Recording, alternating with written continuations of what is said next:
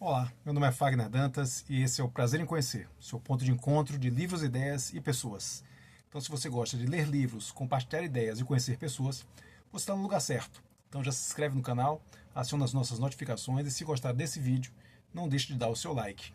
Bom, esse aqui é um vídeo muito especial, né? Eu sempre digo isso, mas é porque este aqui realmente é especial. Porque aqui nós estamos iniciando uma nova série aqui no canal.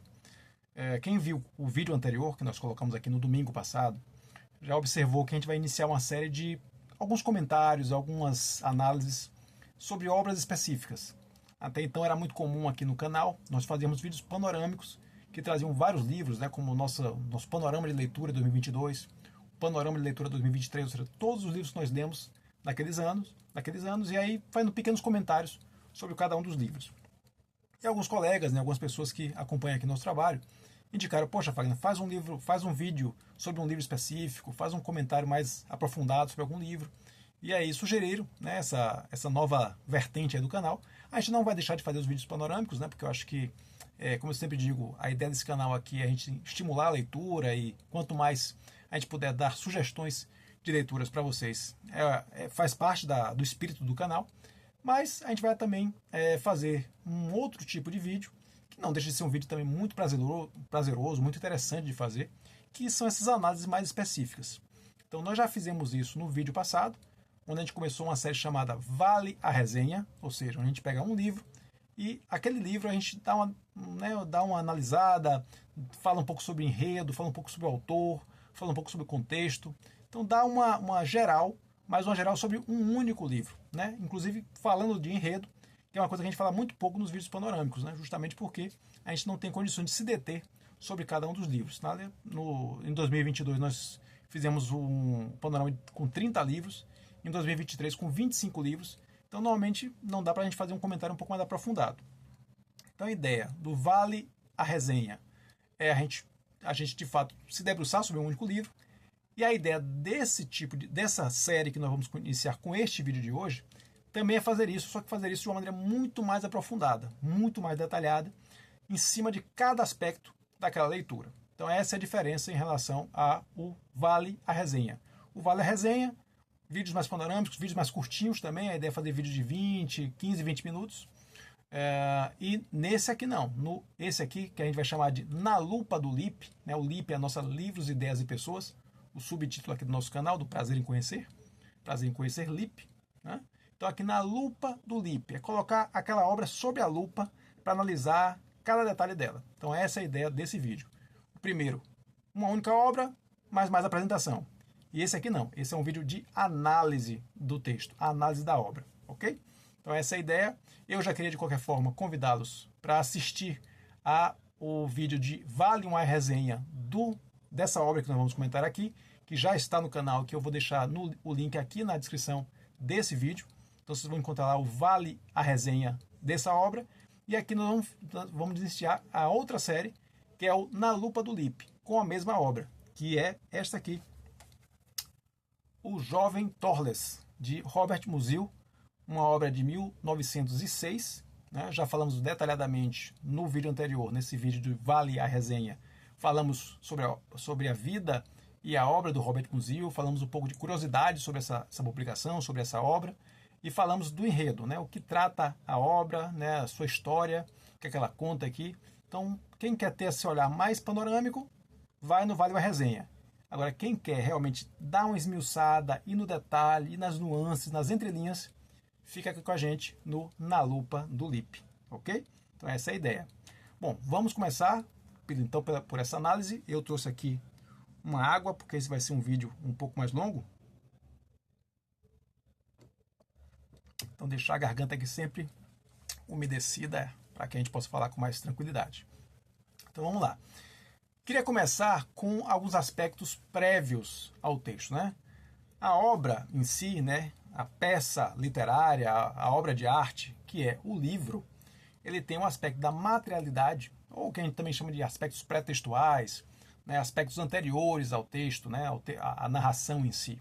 Então a gente tem essa materialidade do livro aqui, capa, lombada, contracapa, toda a parte aqui das páginas, né, as margens aqui, onde a gente pode fazer as anotações. Eu, pelo menos, faço bastante anotações. Não sei se vocês estão conseguindo ver aqui. O livro é aquele papel jornal, né?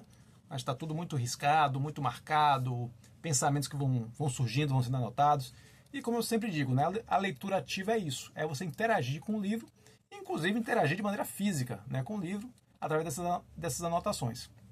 Sempre que aquele livro lhe traz uma lembrança, uma referência, uma conotação que você acha interessante, é interessante você anotar, você colocar ali do lado, porque às vezes você vai pegar esse livro 2, 3 anos depois e vai estar aquela anotação, você vai lembrar, né, daquele momento que você leu, aquela referência que você teve. Então, tem essa questão da fisicalidade, da materialidade do livro, que é a primeira parte, e depois a literalidade, ou seja, o texto em si, tá certo? Então, com relação à materialidade, tem alguns aspectos que me chamaram a atenção nessa obra, que essa aqui é a edição de 1986, da Rio Gráfica, né, a edição que trouxe, né, a primeira edição que trouxe aqui o Jovem Torles para o Brasil. Eu queria chamar a atenção para dois aspectos antes da gente começar, de fato, a se debruçar sobre o texto. O primeiro aspecto é na capa do livro, né? A capa é um aspecto importante em qualquer obra, e eu trouxe aqui até para dar um exemplo disso, de quão importante uma capa pode ser, quão reveladora uma capa pode ser de uma obra. Eu trouxe aqui dois exemplos de livros que trabalham. Um trabalha com foto e outro trabalha com desenho, como é o caso do Torles. Vou dar um exemplo aqui de um livro cuja capa entrega muito do que ele se propõe a discutir, que é esse aqui, Desejo de Status, do francês, na verdade não é nem francês, ele até outro dia eu fui pego aí com essa, fui colocado nessa pegadinha aí, não é francês não, mas o Alain de Botton, né, esse grande autor, depois a gente vai colocar aqui na descrição a nacionalidade dele. O Alain de Botton traz esse livro aqui, O Desejo de Status, com essa capa que é uma foto de o que parece ser uma vizinha, né, olhando o gramado do vizinho. Aquela velha expressão, né? O gramado do vizinho é sempre mais verde do que o meu.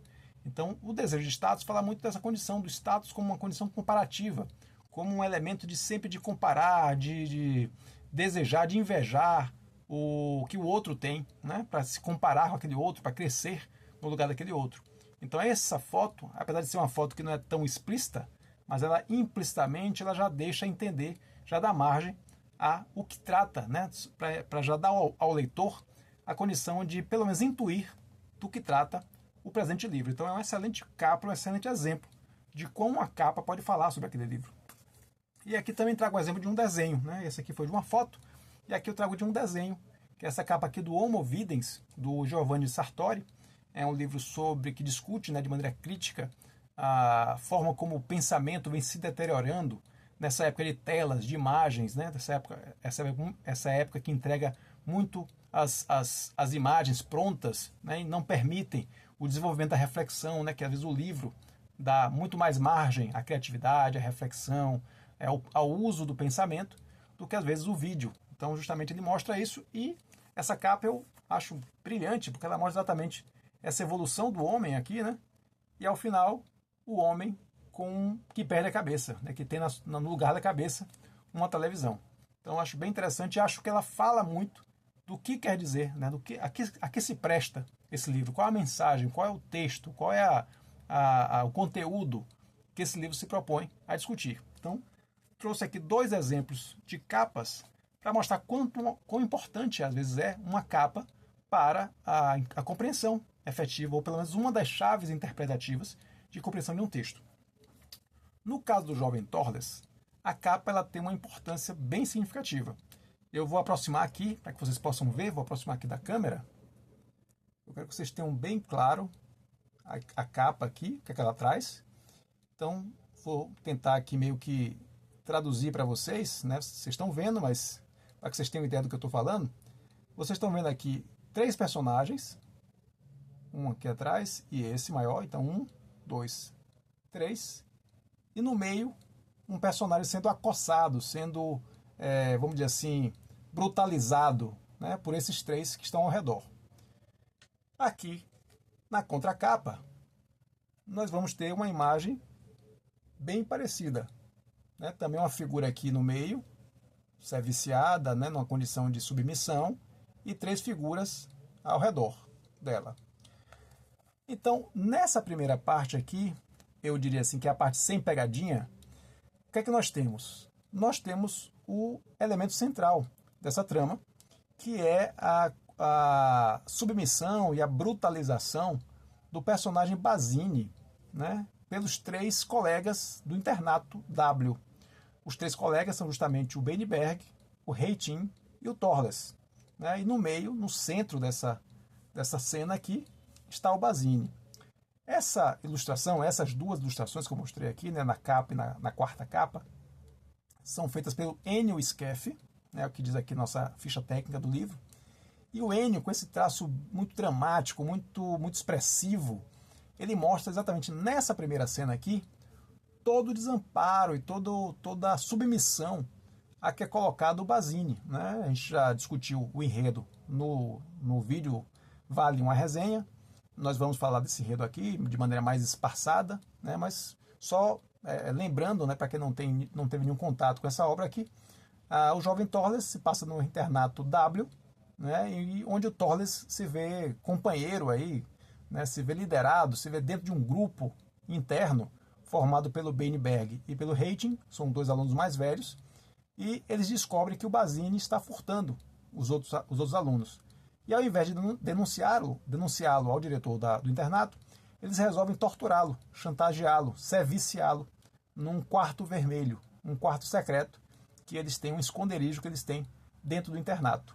O Torles, a princípio, né, não concorda muito com essa ideia, mas depois, até por essa pressão das relações sociais, ele acaba agindo como cúmplice desse processo até o momento que ele tem, né, até quando isso chega ao limite, e ele convence o Basini a se entregar, a confessar seu crime ao diretor, para se ver livre dessa condição de submissão ao Beinberg, ao Reitin e a ele próprio, Torles, porque, como eu disse, ele acaba sendo também cúmplice desse processo de tortura do Basini.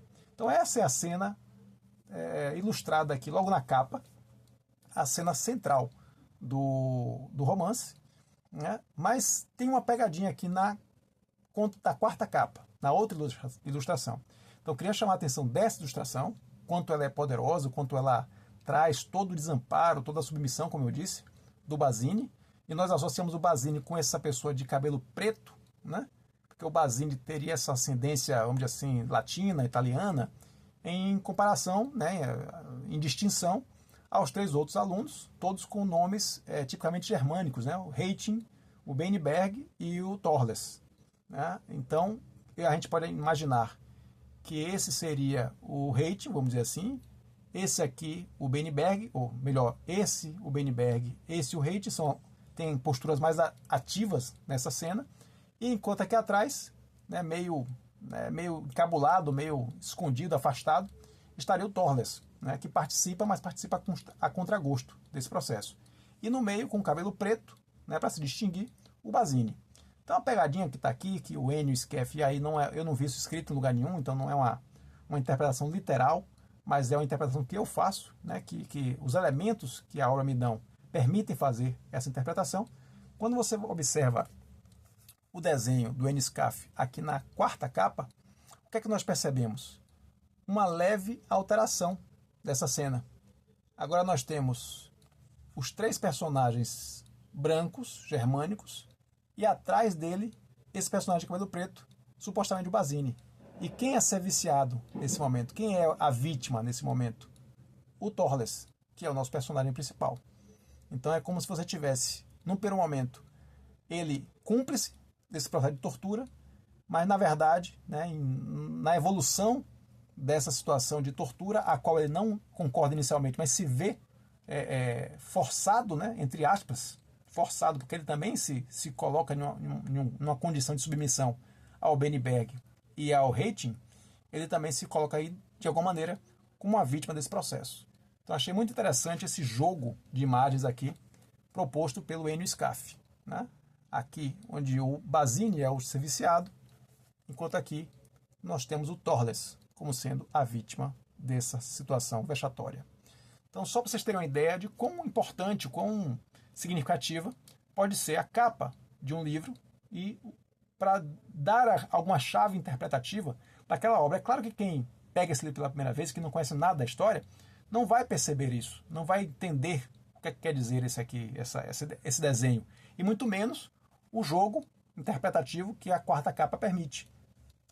Mas depois que você faz a leitura e vindo numa segunda leitura, como é o meu caso, inclusive, estou fazendo a segunda leitura para fazer esse vídeo, se destaca muito esse jogo aqui com as imagens, com essas ilustrações de capa aqui do Jovem Torres.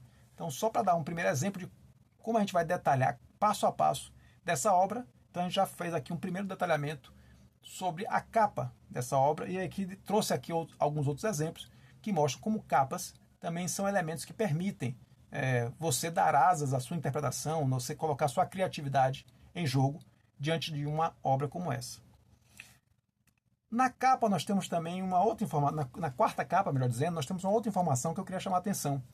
Aqui é colocado que o romance publicado originalmente em 1906 Cadê? Não é isso que eu queria, não. Baseado aqui, ó, baseado na vivência em um internato militar do autor. Baseado na vivência em um internato militar do autor. Na verdade, nós já observamos no vídeo anterior, sobre a biografia, que o próprio Robert Musil, ele nega essa versão de que o jovem Torres seria baseado na sua experiência como membro de um internato. Ele fez parte de um internato aos 12 anos e aos 14 foi encaminhado para a academia militar. E essas duas experiências, evidentemente, experiências muito parecidas com a do jovem Torres, né, um adolescente num internato, num lugar fechado, isolado, certamente são muito parecidas com a do jovem Torres, mas o próprio autor fez questão de frisar que este livro não era um livro autobiográfico. Então, essa informação que é trazida aqui na quarta capa, achei por bem também fazer essa menção. Da mesma forma que nós apontamos também no vídeo passado, que a informação em alguns artigos que tratam dessa obra, de que a obra teria sido lançada em 1978, ela vem também de um equívoco que pode ter sido provocado por essa obra aqui, por essa edição da Rio Gráfica, porque ela se baseia numa edição de 1978, uma edição alemã de 1978, mas provavelmente serviu como base para essa tradução. Não é o lançamento original da obra. O lançamento original da obra, nós sabemos, é de 1906. Mas, da mesma forma que ali havia, né, o artigo que eu me refiro, ele mencionava essa informação como sendo uma obra publicada em 78, não é publicada em 78, ela é publicada em 1906. Da mesma forma, aqui uma informação, pelo menos na quarta capa, que não corresponde exatamente ao que o autor muitas vezes mencionou, né, que na verdade esta obra não é uma obra autobiográfica. Não obstante, obviamente, o fato do autor ter participado de um internato, como eu disse também no outro vídeo, não deixa de ser um elemento de repertório dele para compor suas ficções. Não quer dizer que ele vai repetir ipsiliteris o que aconteceu.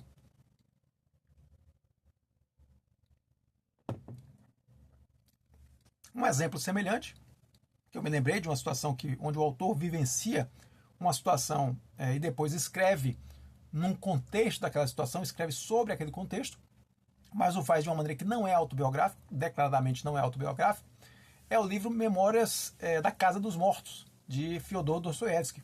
Dostoiévski foi efetivamente preso num lugar, numa colônia para trabalhos forçados, e depois ele escreve, depois que ele sai, ele é condenado aí por participar de um círculo de conspiradores contra o czar, né, o czar russo. Ele inicialmente condenado à morte, depois essa pena de morte é comutada, né, convertida para a prisão numa colônia de trabalhos forçados. Ele fica nessa prisão e depois, quando ele sai, ele escreve um livro chamado Memórias, Recordações da Casa dos Mortos, né? Tem várias traduções. Eu tenho a versão aqui em inglês que está com Memoirs from the House of Dead, mas eu não sei exatamente como é que é a tradução. Tem algumas traduções aqui no Brasil. Então, basicamente, Recordação da Casa dos Mortos, ou da Casa Morta também, como é conhecido. E ali é uma história de um prisioneiro num lugar, numa colônia de trabalhos forçados, que interage com esses presos e como aquela interação acontece, ele descreve aquela interação.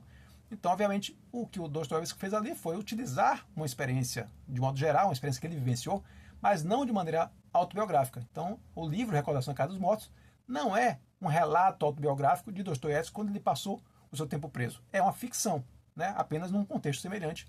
Eu acredito que o Robert Musil, fã declarado de Dostoiévski, ele fez algo semelhante aqui com o jovem Tordas. Então essa é uma outra informação que eu queria também colocar aqui para vocês nessa nossa esmiuçada da obra. Uma terceira informação refere-se à tradução dessa obra, que é feita por uma grande autora brasileira, a Lia Luft, né, uma autora extremamente produtiva, com mais de 30 livros publicados.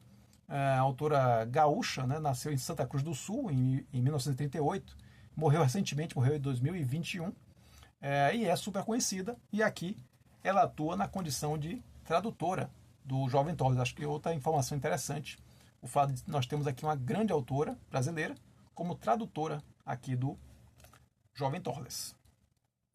Seguindo adiante, vamos aí para o primeiro elemento do próprio texto, né? Até então falamos aqui de capa, de contracapa, de ilustração, de tradutores. Vamos entrar aqui agora no texto. O texto ele já começa com um elemento importante, um elemento que também é uma chave interpretativa para nos aprofundarmos mais no que ele quer dizer, que é a epígrafe. A epígrafe normalmente é uma frase, né, um parágrafo, uma pequena expressão ali que o autor traz e coloca como uma placa, né, como se fosse um aviso, como se fosse um letreiro antes de iniciar a narrativa. Então, muitas vezes esse letreiro, esse aviso, essa frase, ela vai dar aí um elemento, vai dar um impulso interpretativo para o leitor. Então, ali vai trazer talvez um pouco daquela obra, o que aquela obra quer dizer, vai dar aí um sinal, né, vai dar um orientador, um princípio orientador, para que o leitor faça, então, aquela leitura. Então, eu trouxe aqui também, apenas a título de ilustração, né, do poder, da síntese, né, de uma epígrafe, um dos favoritos aqui da casa, do Prazer em Conhecer Lippe, já apareceu várias vezes, que é o Byung-Chul Han, com seu Sociedade da Transparência, né? Esse livro super conhecido do Byung-Chul Han, mais ainda conhecido pelo Sociedade do Cansaço, mas esse aqui é bem conhecido também dele, o Sociedade da Transparência. E aqui ele traz uma epígrafe do Peter, se eu não me engano é Peter Handke. Peter Handke. E nessa epígrafe ele diz: daquilo de que os outros não sabem sobre mim, disso eu vivo. Então, vejam como essa epígrafe tem tudo a ver com esse texto. Daquilo de que os outros não sabem sobre mim, disso eu vivo. Então, num texto que fala justamente de como a nossa sociedade contemporânea ela se expõe, ela é expositiva, ela demonstra, é foto, é selfie, é publicação, é tudo querendo, todo mundo querendo contar da sua vida, todo mundo querendo saber da vida do outro. Então, essa mega exposição que caracteriza a nossa sociedade contemporânea é justamente o objeto da crítica do Byung-Chul Han nesse livro aqui. Então, a epígrafe do Handke, ela é perfeita para esse livro. Então, a epígrafe, ela dá essa pista para que você possa decifrar o texto com mais facilidade ou, se não facilidade, com uma porta de interpretação. Cabe a você utilizá-la da melhor forma possível. Então, principalmente numa segunda, né, numa releitura, a releitura sempre deixa mais claro o que quer dizer, né, como aquela epígrafe se encaixa no texto. Então, aqui um exemplo de um autor que também usa a epígrafe de uma maneira magistral, como, aliás, faz em seu texto como um todo, né, o Byung-Chul Han, que certamente voltará aqui, cabe tanto o Vale a Resenha quanto o Na Lupa do Lippe, para os 3 livros que nós temos aqui do Byung-Chul Han. Mas vamos então à epígrafe desse livro aqui, do Jovem Torles, que é a epígrafe de um poeta belga chamado Maurice Maeterlinck. É um poeta que nasceu em 1862, o Musil ele é de 1880, então 18 anos aí, né, antes do Musil nascer. Então até que não é uma diferença de idade tão grande, então foram quase contemporâneos aí. Mas o Maeterlinck escreveu essa epígrafe aqui. A letrinha é miudinha, mas eu vou tentar ler. A epígrafe diz o seguinte: sempre que pronunciamos alguma coisa, nós a desvalorizamos singularmente. Sempre que pronunciamos alguma coisa, nós a desvalorizamos singularmente. Então, essa desvalorização pelo ato de pronunciar, ou seja, essa limitação da linguagem, me lembrou muito uma outra obra fantástica, né, uma obra milenar, que é essa aqui, o Tao Te Ching, né, do Lao Tse, uma obra, como eu disse, milenar, um texto, né, que está aí dentro do panteão do conhecimento sapiencial, né, daquele conhecimento vivencial, filosófico, das filosofias orientais, que não tinham essa separação tão clara né, do academicismo para o que é religioso, para o que é filosófico. Então, ele traz aqueles ensinamentos em 81 aforismos, que estão escritos aqui nesse livro, que uma das opções que nós temos para estudar esse livro, que é a que eu faço, são as aulas da professora Lúcia Helena Galvão, que estão disponíveis no YouTube, onde ela fala sobre cada um dos aforismos. São aulas fantásticas, dessa que é uma das maiores pensadoras, né, do nosso tempo. Então, o aforismo número 1 do Tao Te Ching, eu já tinha lido, né, já li os 81 aforismos. Então, quando eu li essa epígrafe aqui do Jovem Torles, de imediato, eu lembrei aqui do aforismo número 1 do Tao Te Ching, que diz o seguinte: o Tao que pode ser expresso não é o Tao absoluto. O nome que pode ser revelado não é o nome absoluto. Então, é claro que a gente pode fazer N interpretações. Certamente os estudiosos, os filósofos, os praticantes, né, dessa religião baseada no Tao Te Ching vão poder fazer N interpretações sobre esse primeiro trecho do aforismo número 1 do Tao Te Ching. Mas eu, particularmente, faço uma associação muito clara com essa ideia de que a nossa capacidade de linguagem, a nossa capacidade de expressão, ela não comporta, ela não absorve, ela não é capaz de abarcar a essência das coisas.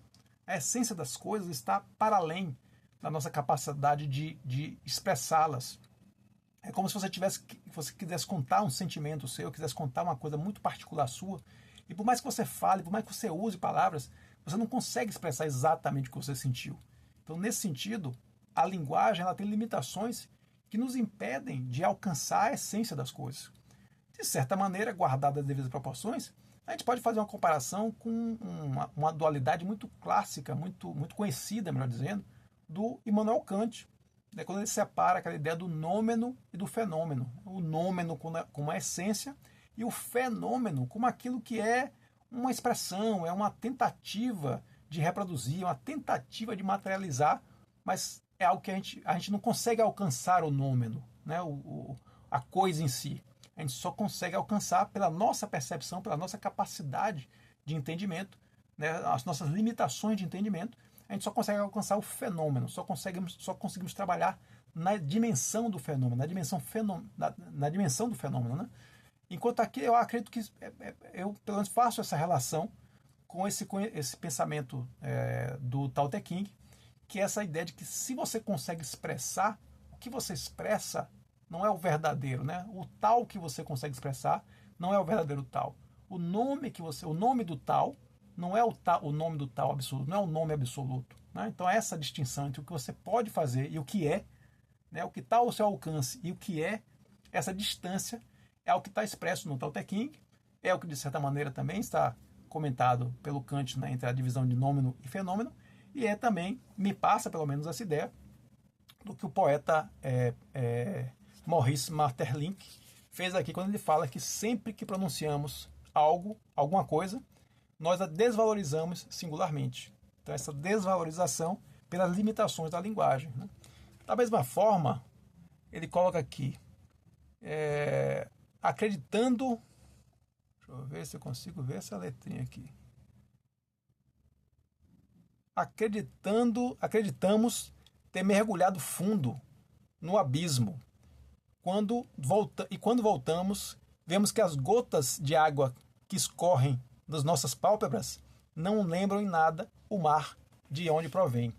Então também é aquela ideia de que você passa por uma experiência, vivencia uma experiência, mas depois daquele momento, quando você não está mais na experiência, você tem apenas reminiscências disso, você tem apenas resquícios disso, restos dessa experiência. Então é como se você tivesse a essência de um lado e a reminiscência de outro, a lembrança do outro. Né? Da mesma forma, você pode dizer que a lembrança da experiência é a sombra da experiência, né? É apenas a chama da experiência, é o resto de luz da experiência, mas não é a experiência.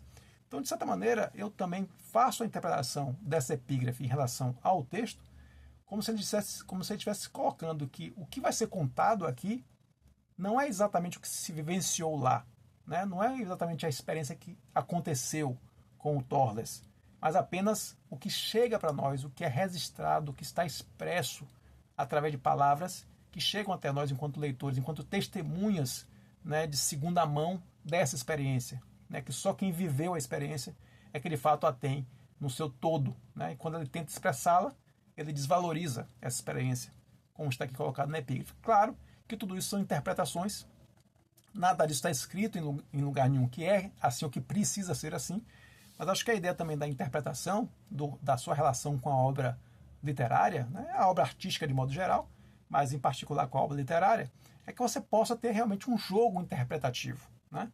Você não está limitado ali a uma camisa de força do que o autor, a cada linha, a cada letra, a cada vírgula ele quis dizer. Mas o autor colocou aquela obra no mundo. Então o mundo, de alguma maneira, interage com essa obra. Então uma obra que foi escrita em 1906 e é lida em 2024, existe todo um repertório, toda uma massa de conceitos e uma massa de reflexões que está interagindo com esse texto. Então, o que nós estamos fazendo aqui, muito mais do que decifrar o que o autor quis dizer, é muito mais o sentido do texto.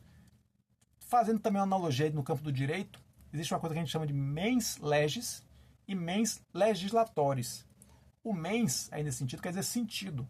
O legislatores é do legislador. Então, às vezes a gente quer interpretar uma lei a partir da mens legislatores, do que o legislador quis passar com aquela lei. E outra coisa é o que a gente chama de mens legis, que é o sentido da lei em si. Então, o sentido da lei não é necessariamente o sentido do legislador quando ele fez a lei, mas o sentido da lei naquele momento em que ela está sendo aplicada.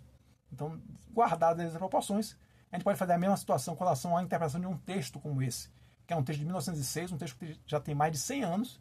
Então a gente interpreta esse texto não necessariamente na sua literalidade, né, no seu ipsiliteris, do que o autor quer dizer, na sua mens autoralis, vamos chamar assim, mas sim no sentido do texto em si. Acho que o que a gente está fazendo aqui é uma interpretação do texto com a liberdade que a obra artística permite. Então fiz aqui a minha interpretação da epígrafe, baseado aqui nas nossas referências, e acho sim que ela se comunica, ela fala muito do que esse texto está se propondo a fazer.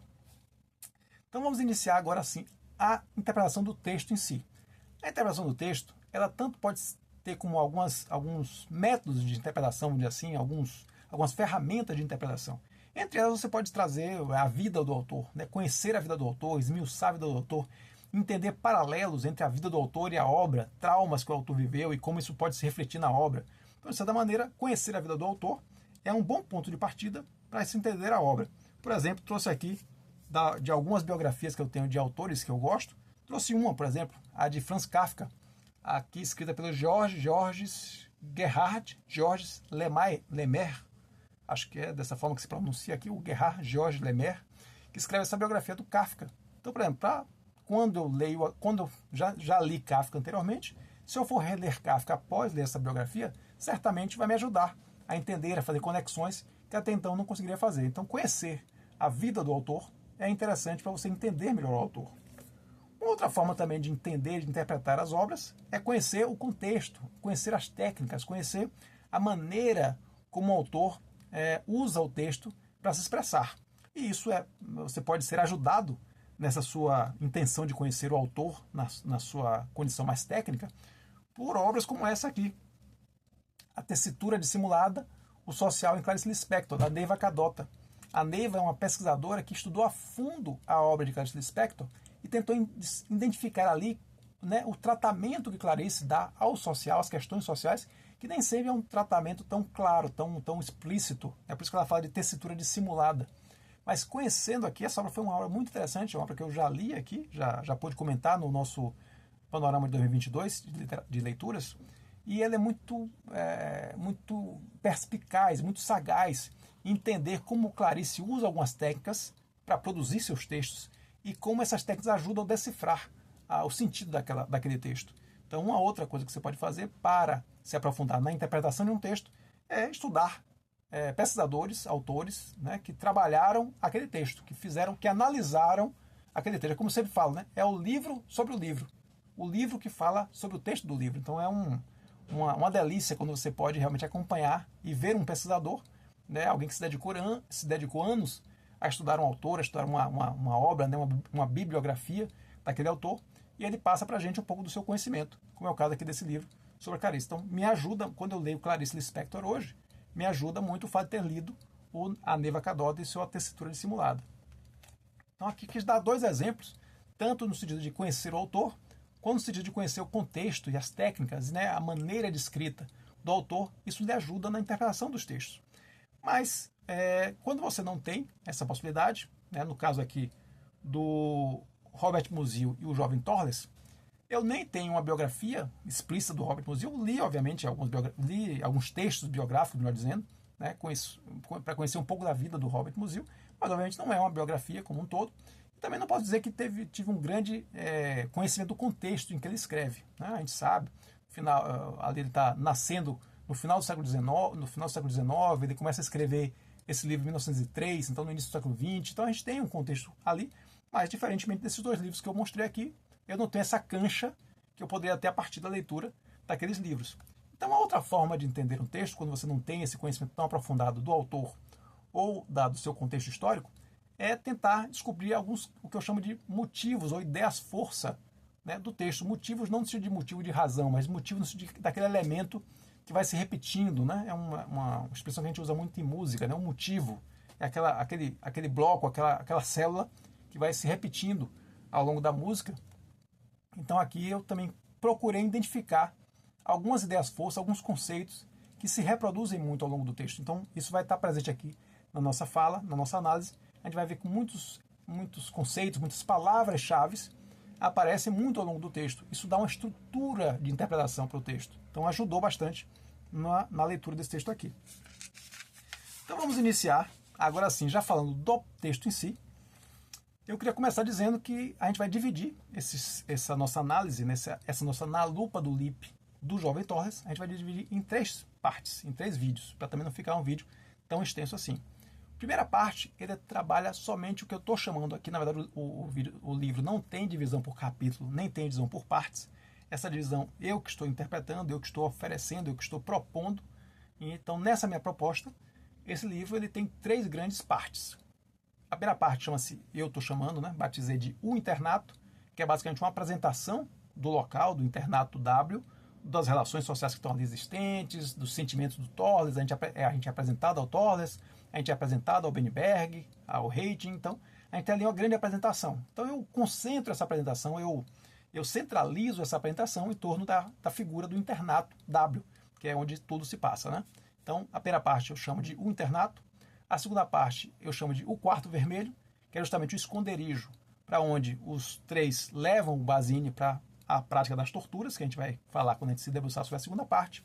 E a terceira parte é o julgamento, quando o Torres convence o Basini a se entregar ao diretor e há um julgamento em torno daquilo que aconteceu, em torno do que o Basini fez, em torno de tudo que aconteceu ali. Tem um famoso discurso do Torres ao final, que é também outra parte muito importante do romance. Então, nesse vídeo aqui, a gente vai fazer então um vídeo para essa parte, que é o internato, um segundo vídeo para o Quarto Vermelho e um terceiro vídeo para o julgamento, ok? Então, neste vídeo aqui sobre o internato, começando aí pelo capítulo 1, a gente já tem alguns elementos muito importantes. No capítulo 1, 3 elementos, logo no início do texto, me chamaram a atenção. O primeiro elemento é o que a gente pode chamar de inexorabilidade, a inexorabilidade das coisas, né? A maneira como as coisas na vida do Torles, elas vão tendo uma direção muito determinada, ele vai sendo levado por uma espécie de trilho. E a figura do trilho, né, ela é muito presente nesse texto aqui. Então, eu queria mostrar para vocês logo no início. Segundo parágrafo. 4 trilhos de ferro corriam paralelos interminavelmente. Então, essa ideia do trilho, essa ideia do interminavelmente, do infinito, né, daquele infinito fixo, contido naquele único sentido, isso caracteriza muito o que às vezes a gente sente no Torres, como alguém que está, vamos dizer assim, colocado numa direção, né, sendo levado numa direção que ele não encontra força dentro de si para sair daquela condição. Então essa ideia do trilho, da inexorabilidade, do inevitável, isso está muito forte, isso se repete muito no texto. Então, o primeiro elemento que eu chamaria a atenção é do elemento do trilho, o trilho. Um segundo elemento interessante é o elemento das marionetes, que também dão a entender essa ideia de falta de controle, falta de autonomia, né, incapacidade de expressar a própria vontade. Então isso aqui também está presente aqui. Logo no 1, 2, 3, no quarto parágrafo, ele coloca aqui: talvez fosse por causa dessas cores tristes, talvez pela luz pálida. Ah, não, desculpem, esse aqui é um segundo elemento importante. As marionetes vão aparecer, mas tem um outro elemento aqui que aparece nesse quarto parágrafo, que também é super importante e se repete à exaustão aqui no texto, que é a ideia de véu, de nevoeiro, de barreira. Né? Então o tempo inteiro está se falando de um nevoeiro que encobre as coisas, o tempo inteiro está se falando de um véu que esconde a real natureza das coisas. Isso é muito comum no texto e é um motivo, é uma ideia-força muito presente no texto. E tem um elemento interessante também, que é a relação com o nome do Torles. Né?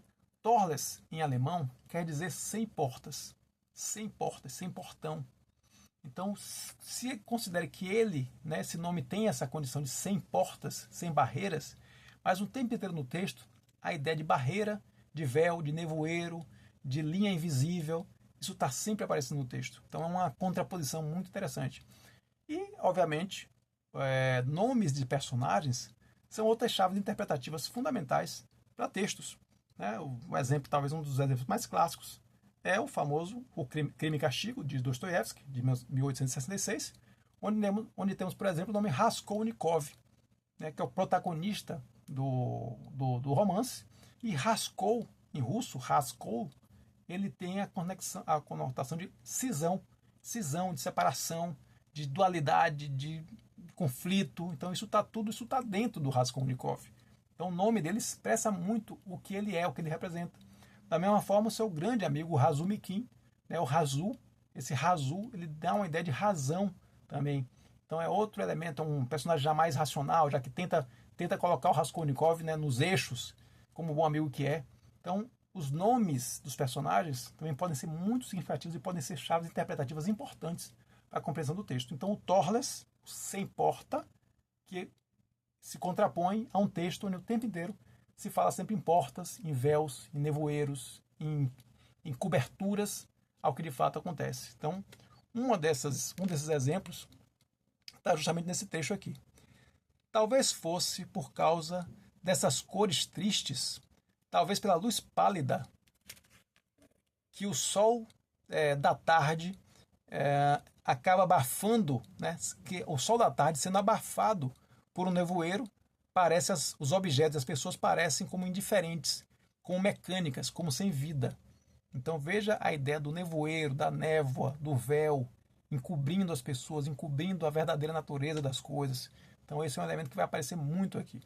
E aí sim, finalmente, o elemento da marionete, também, que é um outro elemento que aparece diversas vezes aqui.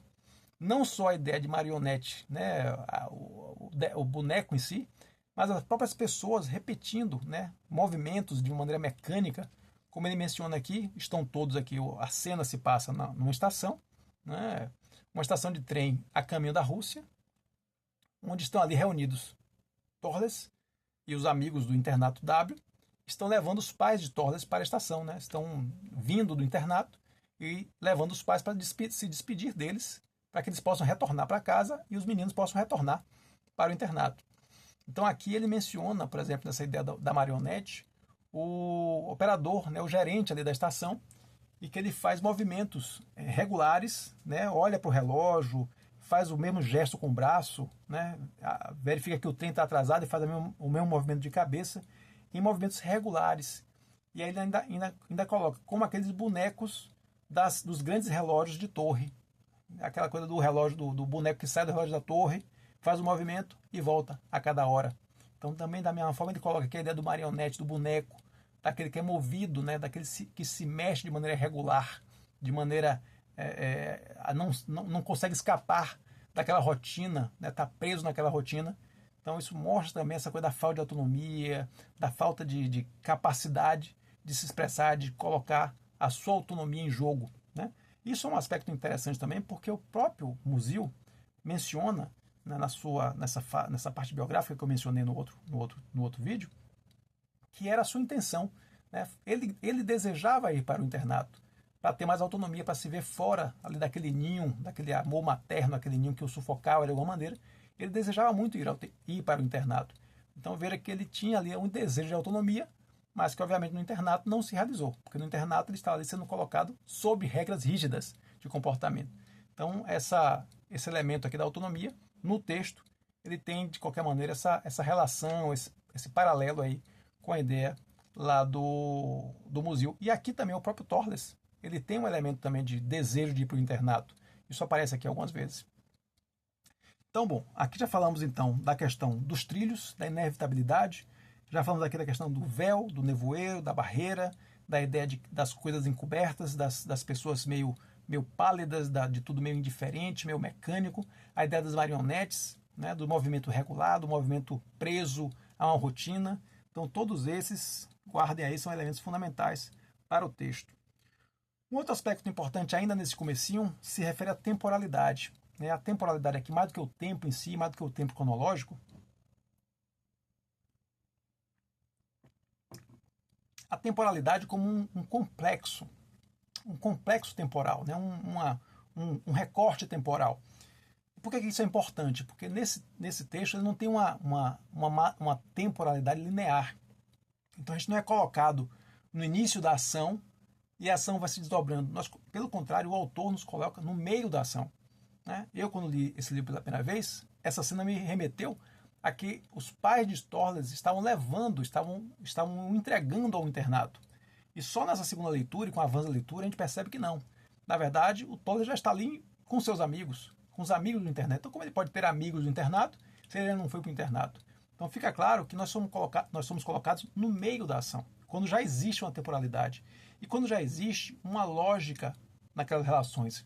Já existe um elemento de conectividade, de conexão, até eu diria de parceria, de certos códigos, certos sinais que já existiam entre aqueles rapazes do internato W, né, aquela lógica que já definia algumas ações, né, já dava o sentido de algumas ações. Sentidos esses que nós, enquanto leitores, que iniciamos a leitura do texto, a gente não conhece. Então a gente é colocado num universo que já tem suas regras. Né? Suas regras já são conhecidas, mas são conhecidas apenas pelos participantes do texto, pelos participantes da narrativa, e não por nós enquanto leitores. Então nós somos pegos de surpresa e temos que tentar identificar nessas regras não escritas, nessa moralidade já existente, naquela temporalidade que já existe, nós somos levados a tentar nos situarmos dentro daquelas regras. Então acho que foi uma escolha também interessante. Diferente, por exemplo, de um outro livro que é muito mencionado como um par, né? Vamos dizer, um livro semelhante a O Jovem Torles, que é o brasileiro O Ateneu, de Raul Pompeia, que nós comentamos também no vídeo anterior. Diferentemente do Jovem Torles, no O Ateneu, o começo do livro, de fato, é o começo da narrativa. O pai, né, do aluno, né, do aluno que está sendo levado para o Ateneu, ele está sendo ali, ele está na porta do Ateneu. E o colocando, né, entregando o seu filho para o internato. Então ali nós temos de fato um início claro. Aqui no Jovem Torles não acontece isso. Nós somos colocados no meio da ação, onde os códigos, as relações, as sociabilidades já estão constituídas. E nós somos forçados aí a entender, né, a nos situarmos no meio daquela ação para entendermos o que está acontecendo. Outra coisa importante que tem a ver com a temporalidade é a figura do narrador. O narrador nessa obra, ele é um narrador onisciente, ele sabe de tudo que está acontecendo, ele sabe o que todo mundo está pensando, né? Principalmente o Torles, mas também se passa, né, conhece, vivencia cada um dos personagens, então ele fala do Beinberg, ele fala das relações místicas que ele tem, então ele fala do ídolo do Hating, que é o Napoleão. Então esse narrador onisciente, ele é onisciente sobre tudo que acontece ali, naquele momento, mas também onisciente no tempo, porque ele fala de flashbacks, ele traz situações passadas em relação àquele tempo que nós estamos vivenciando na narrativa, o tempo presente da narrativa. O narrador ele consegue voltar e contar histórias passadas, narrar em flashback elementos importantes da história, mas também olhar de maneira futura, de maneira à frente do tempo em que se passa a narrativa, e falar, isso aqui vai ser importante no futuro. Isso aqui vai ter grande peso no futuro do Torles. Então essa coisa do tempo, esse elemento temporal nessa obra, ela tem essa característica muito interessante. Não é aquela temporalidade linear do A para o B, para o C, para o D, até o final da obra. Aqui não, nós temos uma obra que já começa no meio, que você vai vendo tanto os flashbacks, quanto até o que a gente, até quem costumou assistir o seriado Lost, se acostuma a chamar de flash forwards, aquelas visões do futuro, do que vai acontecer. Então a gente tem essa temporalidade expandida aqui na fala do narrador dessa obra. Seguindo adiante, um outro elemento interessante, logo também no início, é essa ideia dos pais deixarem o Thorles ir para esse ambiente, que é um ambiente que ele caracteriza aqui, que o texto aqui caracteriza como um ambiente árido e isolado. Né? Essa aridez, esse isolamento do internato. Aridez, por um lado, já se observa com relação ao amor familiar. Né? Thorles sai desse ninho familiar, desse ninho de amor, um ninho de amor que ele fala diversas vezes aqui, né? Que ele tinha esse amor familiar, né? Esse amor dos pais, era muito presente para ele, a ponto de, em certa maneira, sufocá-lo, né? A ponto de ele querer respirar ar puro, respirar um ar novo, em um ambiente novo, em um ambiente não controlado pela família. Então, de qualquer maneira, nós temos aí a saída, né, desse ambiente de amor para um ambiente árido, né, essa aridez do internato, e também o isolamento. E o isolamento é um outro aspecto muito importante, porque o isolamento do internato, ele permite a criação de uma moralidade própria. Né? Não é aquela moralidade do coletivo, da sociedade, da cidade, onde todos estão ali integrados, mas uma moralidade que eu chamo uma moralidade de caserna, né? Uma moralidade de um gueto, de um ambiente fechado, isolado da sociedade, e que, por estar isolado, pode construir a sua própria moralidade, né? Pode construir até valores invertidos. Né? O que acontece dentro do internato, quem está fora não sabe, não conhece. Então, perversões, atitudes que seriam reprováveis no ambiente geral, coletivo, ali dentro daquele espaço controlado, só visível para aqueles que pertencem àquele espaço, pode-se criar uma outra moralidade, uma automoralha, como eu estou chamando aqui no nosso roteiro, uma automoralidade, né? Só pertencente àquele, só vivenciada e só legitimada por aqueles dentro do internato. Então esse isolamento também, de certa maneira, como os pais do Thorles até se referem aqui no texto, que deixaram seu filho ir, não só pela fama do internato, mas até para protegê-lo, né, dos perigos, da perversão da cidade grande, né, então levaram para o isolamento, quando na verdade o isolamento apenas colocou o seu filho à mercê de outras perversões, né, das perversões dessa moralidade invertida que ele se viu colocado, né, durante aí sua experiência no internato. Então esse é um outro elemento importante.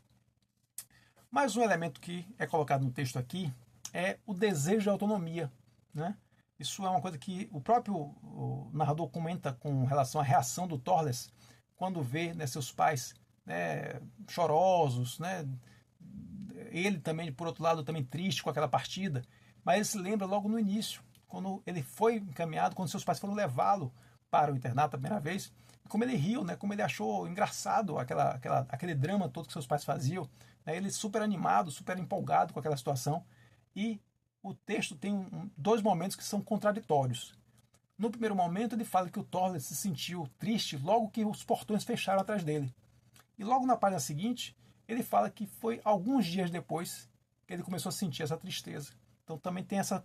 Quando a gente faz esse olhar mais detido sobre o texto, a gente encontra esses pequenos deslizes, vamos dizer assim. Então, mas o fato é, seja logo quando fechou o portão, seja alguns dias depois, o fato é que aquele desejo de autonomia que o Thorles tinha, né, ele acabou se transformando numa realidade de isolamento. Então ele, mesmo ali naquele lugar que ele poderia ter, né, uma nova sociabilidade, poderia ter uma nova integração com seus colegas, isso não aconteceu. E aí é que está o elemento fundamental. A solidão não está lá fora. Esse eu acho que é o ponto importante que esse trecho do texto me trouxe. A solidão não está lá fora, não estava fora do Thorles. A solidão estava dentro dele e que ele não conseguiu, ou ele não até imaginava que isso pudesse acontecer, mas não estava na natureza dele, fazer com que essa solidão fosse trocada pela sociabilidade. Então não era um ambiente externo que o impedia de ser sociável, que o impedia de se socializar, mas a solidão, como eu coloco aqui no roteiro, a solidão não estava lá fora, estava dentro dele. Um outro aspecto muito interessante, que assim, eu acabei dando um nome para essa coisa aqui, que é uma coisa que nós vivenciamos assim. Eu acredito que é uma experiência que nós podemos ter tido em alguns momentos, que é aquela ideia de que você, quando você está imerso, né, numa situação, quando você tem um elemento que é muito presente a você, você muitas vezes não valoriza muito aquele elemento. Mas quando aquele elemento é tirado de você, quando você se afasta daquele elemento, principalmente quando esse afastamento ele não está sob seu controle, então não é aquela coisa que você se afasta e pode voltar a qualquer momento. Quando você se afasta, não tem essa condição de voltar. Aquele elemento que era tão comum, que era tão desvalorizado, ele passa a ter uma hipervalorização. Você passa a dar um valor que você nunca imaginava naquele sentimento. Então é um pouco também do que o texto fala, quando ele menciona as cartas que o Torres encaminhava para os pais, depois que ele foi para o internato. Essas cartas tinham um amor, tinham uma saudade, um amor tão grande pelos pais, e um amor que ele não reconhecia quando ele estava na casa dos pais. Então ele só reconheceu esse amor, ele só percebeu a dimensão desse amor quando esse amor não estava mais presente no dia a dia dele. Então é o que eu estou chamando aqui de hipermetropia axiológica. Estão explicando esse palavrão. A hipermetropia não é nada mais do que aquela deficiência, a deficiência, aliás, que eu tenho também, de que você não consegue enxergar as coisas de perto. Então, para você enxergar as coisas, você tem que afastar as coisas. Então, você só enxerga depois que você afasta. Então, esse afastamento é o movimento necessário para você enxergar. E no caso aqui, obviamente, não está se falando em enxergar enquanto visão. Então, por isso que eu associo com axiológico. Axiológico é tudo aquilo que tem a ver com o valor de um elemento, né? Então, você fazer um julgamento axiológico é você julgar o valor de uma determinada coisa. Então, quando eu estou chamando aqui de hipermetropia axiológica, é aquele julgamento do valor de algo que só é feito quando você se afasta desse algo. Então, eu trouxe até alguns exemplos aqui para demonstrar essa ideia do afastamento e da raridade, né? Que é, na verdade, tudo que é raro é o que tem valor.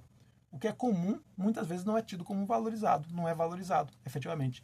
Então, quando o Torres estava imerso, estava mergulhado naquele amor dos pais, ele não percebia aquele amor. Quando ele foi colocado fora daquele amor, ele de imediato ele passou a ter aquele amor em alta conta. Então, recentemente o ator norte-americano Denzel Washington, uma série de vídeos aí que estão rodando nas redes sociais, ele apresenta algumas regras, regras da vida, vamos dizer assim. E eu achei uma bem interessante, que ele fala que quanto menos palavras você usar, mais as palavras que você usar terão valor. Ou seja, quanto menos você falar, mais valor vai ter aquilo que você falar, finalmente. Então aquela pessoa que fala pouco, que ouve todo mundo, que capta tudo, e que fala algumas poucas palavras, mas são palavras cirúrgicas, palavras que vão, né, no âmago da questão, essas pessoas e essas palavras são mais valorizadas. Eu dou um exemplo até pessoal. Nosso grupo de amigos, os Crônicas dos Analfabetos, nós temos um dos amigos, né, um dos analfabetos, que é o Rafael, que fala pouco, mas quando fala é sempre cirúrgico, é sempre preciso nas suas palavras. Então, o que eu quero me dizer com isso é a raridade das coisas. A raridade dá valor. Então, aquilo que é pouco, aquilo que aparece menos, quando aparece, é muito mais notado, é muito mais valorizado. Então é exatamente isso. Imerso no amor dos pais, o excesso tornava esse amor imperceptível. Afastado desse amor, a falta o fazia incontornável. Então é isso que acontece quando Tolkien escreve as cartas, né, expressando aquele amor. Por quê? Porque era a ausência daquele amor que lhe conferia o verdadeiro valor. Mas, de qualquer maneira, essas expressões desse amor tão intenso, eles foram se extinguindo das cartas que o Tolkien escrevia para os pais, né, enquanto estava no internato. E essa extinção teve dois elementos. Por um lado, esse amor que era tão fulgurante, que era tão, né, vibrante nesse primeiro momento, ele foi se extinguindo, né, como aquela chama que ali no meio da escuridão, ela lhe dá aquela luz, mas aos poucos ela vai se acabando, se apagando, até que a escuridão engole a chama, né, e a chama não é mais capaz de deter a escuridão. Então, de certa maneira, é isso que acontece com o Torres aqui também. As cartas dele vão ficando cada vez mais frias, cada vez mais distantes, cada vez mais apenas descritivas do que acontece no internato. E os pais entendem isso como um aspecto bom, como um aspecto positivo. Poxa, ele não está mais sentindo aquela saudade, não está mais sentindo aquela tristeza. E, na verdade, não é que o Torres estivesse feliz, ele estava apenas ausente, ausente no seu sentimento, né? Então esse é um elemento de vazio que não passa felicidade, não passa uma evolução, né, na sua condição dentro do internato, mas de certa maneira é até uma involução, porque até aquele amor que ainda dava, que ainda o carregava de energia, ainda lhe dava vitalidade, até esse amor se extinguiu, né, e não estava mais para ele nas cartas. Então, enquanto seus pais viam isso como uma coisa positiva, na verdade, não era. Era o vazio que tinha tomado conta, de fato, do Torres. Então, eu estou aqui, de alguma maneira, estou contando a história, estou avançando na história do livro a partir desses pontos que foram colocados aqui. Então, basicamente, a gente tem aquela cena inicial, na estação, que já dá ali alguns elementos, né? Os trilhos, as marionetes, o nevoeiro. Então, são elementos que vão se repetir ao longo da história. E aqui eu estou trazendo pontos importantes ao longo da narrativa. Então, já trouxe aqui a questão do desejo de autonomia, que na verdade se mostrou como uma realidade de isolamento, né? Essa questão da solidão não está lá fora, estava no próprio Torres. Já falei aqui dessa questão da hipermetropia axiológica, né? De que na verdade esse amor que ele não visualizava enquanto ele estava imerso no amor da casa dos pais se torna extremamente presente, fulgurante, quando ele se vê afastado desse amor. Então, justamente por conta dessa hipermetropia, que atribuiu valor àquilo que até então ele não dava, porque não era um elemento raro. Então, a raridade do elemento confere valor àquele elemento, àquele sentimento no caso. Mas ele perde isso, né? Ele perde mesmo essa última chama de lembrança dos pais e desse amor dos pais, ele perde. Então tem um elemento que eu coloquei aqui também, que é o que antes nem se sabia como era viver sem, né? Isso era o natural, a rotina dele era estar cercado desse amor. Agora, ele nem se lembrava como era viver com, porque ele nem sequer se lembrava mais dos pais, nem sequer se lembrava daquele amor dos pais. Ele foi, de fato, ficando vazio por dentro. Um outro elemento que aparece várias vezes aqui é a combinação de personalidades e sentimentos oximóricos, né? O oximórico é o quê? O oxímoro é aquela expressão que ela é uma contradição em termos. Então, por exemplo, ele estava sorridente e triste. Ele estava com dor, mas com prazer. Então, essa combinação de elementos contraditórios, isso aparece tanto em personalidades que demonstram comportamentos contraditórios na história. Isso é o caso, por exemplo, do Bernberg, que tem aquele misticismo que a gente vai falar mais à frente. Tem um misticismo por um lado, mas por outro é algo extremamente objetivo. Então, esses dois lados estão dentro da mesma pessoa. Então, uma personalidade oximórica ou até um sentimento, né? Uma repulsa e uma atração pelo mesmo elemento, pela mesma pessoa, por exemplo, pela mesma situação. Então, sentimentos e personalidades oximóricos aparecem ao longo da obra e se tornam também uma chave interpretativa para esse texto, né? Essa dualidade, esse conflito interno aparece diversas vezes no texto aqui. Um outro elemento interessante é a perda de referenciais. A gente está falando aqui de como Torres começa a se afastar dos pais e começa a perder essa referência do amor dos pais e criar esse vazio essencial. Então, eu coloquei aqui como uma reflexão que o ser humano ele só se realiza plenamente em uma intersubjetividade ancorada em lógicas compartilhadas. Então, ele precisa estar na intersubjetividade, na interação com outros seres humanos, e essa interação ela tem que estar ancorada numa lógica compartilhada, para que faça sentido aquela interação. Então, eu diria aqui que o homem precisa do mundo para ancorar o espírito. Caso contrário, se afoga em si mesmo. Então, de certa maneira, é isso que é nesse momento do texto aqui, quando Torres já vê se afastando daquele amor dos pais, mas ao mesmo tempo não tem a relação de amizade, de contato com os colegas do internato, ele se vê nesse vazio. E esse vazio, a ideia que me dá é que ele vai cada vez se afogando mais dentro dele mesmo. Essa ideia de torção sobre si mesmo também é um outro elemento que aparece muitas vezes aqui no texto. Então, esse é um dos aspectos fundamentais nessa primeira etapa do texto. Tá? A gente está vindo aqui, lembre-se que a gente está nessa situação onde o Torres já tem as amizades dele, mas o narrador está levando a gente em flashback para quando ele chegou no internato, para quando ele sentiu, né, aquele amor fulgurante pelos pais que se expressava nas cartas, para quando esse amor foi esmiuçando, foi enfraquecendo, foi se extinguindo. Então essa narrativa, né, essa evolução, esse movimento que que a gente está vendo aqui. E nós estamos nessa fase onde o Torres está vivendo quase que um vazio existencial, né? Porque não tem mais referência, não tem onde mais se agarrar, não tem onde mais ancorar seu espírito, não tem um mundo para ancorar seu espírito, porque o mundo que ele tinha era um mundo familiar. Ele não tem ainda o mundo da moralidade de caserna, né? Da moralidade do internato. Aí vem, nessa primeira parte, um primeiro ponto importante, assim, um primeiro ponto que eu diria assim, um marco, que vai ajudar a compreender, a estruturar a história, que é a chegada no internato de um príncipe. Né? Um príncipe chega até o internato W. E esse príncipe, que de fato é nomeado como um príncipe, né?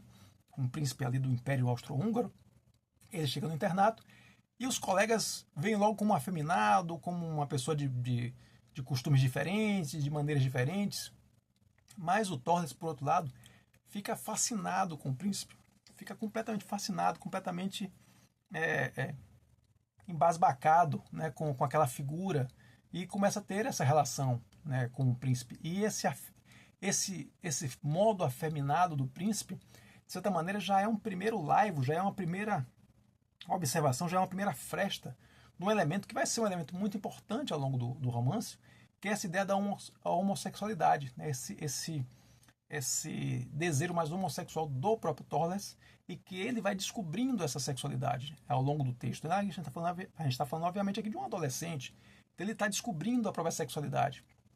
Então, enquanto os colegas, né, vamos dizer assim, se colocam no que seria a condição padrão da sociedade, vem aquela figura meio afeminada e sentem repulsa por ele, o Torres ele tem uma reação completamente diferente. Ele se sente atraído, ele quase que presta uma certa devoção ao príncipe. Então os dois começam a partilhar de uma amizade e vão tendo essa amizade, essa amizade vai se intensificando, mas essa amizade é quebrada, ela é rompida. Ela é rompida pelo quê? Ela é rompida por discussões religiosas.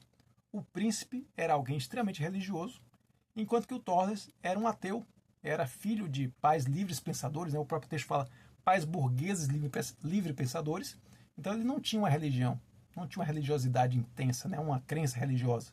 Então, os comentários jocosos, racionalistas, né, como o texto coloca, que ele fazia em relação à crença, né, aos princípios religiosos do príncipe, o afastaram do príncipe e levam o príncipe a romper a amizade com ele, deixando-o novamente sozinho.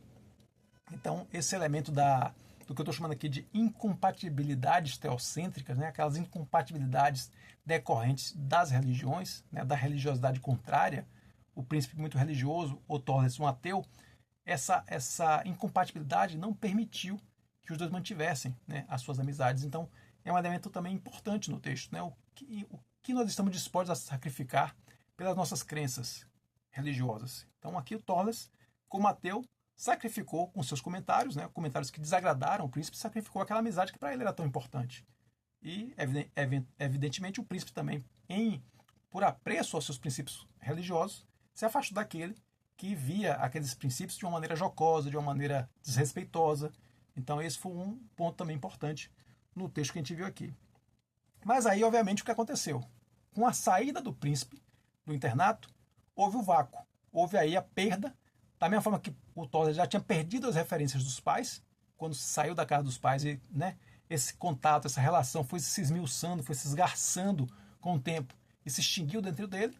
Ele conseguiu repor isso com o príncipe, essa figura magnânima, essa figura de gentil, de bons modos, super educado, né? Ele repôs de alguma maneira esses laços que ele precisava se ancorar, né? Essa ideia de ancorar-se em alguma coisa, né? De se ligar a alguma coisa, se ligar, fazer parte de algo, é um elemento muito importante ao longo do texto. Então aqui ele sente essa necessidade de se ancorar em algo, se ancora no príncipe, então por isso essa devoção, essa mais do que amizade, essa devoção em relação ao príncipe. Mas aí quando o príncipe vai embora, ele se vê novamente no vazio. E nesse vazio, ele busca se agarrar novamente em algo. E esse algo, aí para a infelicidade dele, são justamente esses amigos aí, eu diria assim, essa turma do fundão do internato, formada aí, liderados, né, por outros também colegas, mas liderados pelo Beinberg e pelo Reiting, que são alunos que o próprio texto coloca como alunos de péssima qualidade, né, alunos realmente sem nenhum tipo daquela finesse que o príncipe tinha. E aí vem o outro ponto importante. O que o Torres faz aqui é trocar uma boia, vou dizer assim, uma boia perfeita, no meio ele se afogando nesse vazio existencial, ele se agarra a essa boia perfeita que é o príncipe. Quando ele perde essa boia perfeita, ele se agarra na primeira madeira podre que ele encontra. E essa madeira podre são esses colegas, essa turma do fundão aí do internato.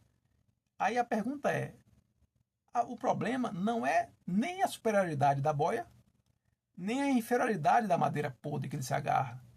O problema é ele não saber nadar, é ele não saber estar sozinho, estar pleno, estar sozinho. Porque quando a gente fala da intersubjetividade como elemento fundamental no desenvolvimento do ser humano, essa intersubjetividade tem que ser vista como potencialidade, como algo que potencializa o ser humano, não como algo que acorrenta e que diminui o ser humano. E essa amizade que o Torres passou a ter com o Benberg, com o Rente, que eram alunos mais velhos, que atuavam como dominadores, atuavam como líderes diante dele, era uma intersubjetividade perniciosa para ele, negativa para ele. Então, na verdade, o problema não era nem o príncipe, nem os colegas do fundão. O problema era nele, estava nele. Então, a má notícia é que o problema está nele de não saber nadar, ou, fazendo aqui a analogia, não saber se sentir capaz de viver sozinho, de viver em solitude, não em isolamento nem em solidão, que é um elemento também que eu queria trazer uma outra referência, mas antes da referência, só para fechar esse ponto. Então, na verdade, o problema é que a má notícia é que o problema está nele, mas a boa notícia é que a solução também está nele. Então, a solução também está nele em como ele vivenciar e como ele conseguir lidar com aquela situação de isolamento de uma maneira sadia.